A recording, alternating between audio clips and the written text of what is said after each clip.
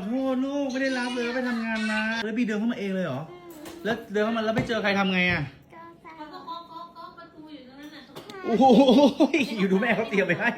วันนี้ขอโทษนะ ไม่ได้มารับเลยอ่ะ ไม่เป็นไรป๊าบีบีโตแล้วบีบีดูแลตัวเองได้หนูเข้าใจป๊ากับมาม่าทำงาน โอ้โหขอโทษนะขอโทษนะขอโทษนะ ไม่เป็นไร เข้ามาแล้วรู้สึกแย่อะแบบเห็นบีเข้ามาในบ้านคนเดียวแล้วไม่เจอใครเลยป๊าอยู่กับมาม่าอยู่ออฟฟิศฝั่งนู้นไง ไม่เป็นไร